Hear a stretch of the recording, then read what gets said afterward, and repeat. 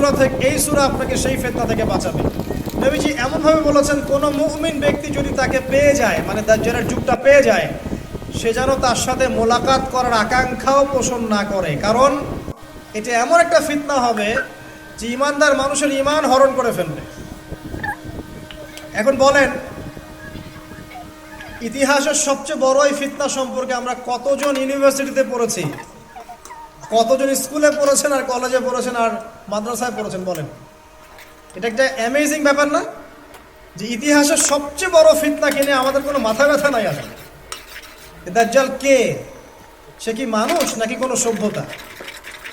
সে কোথায় থাকবে, কোত্থেকে বের হবে, এখন সে কোথায় আছে, সে কি আগেও ছিল?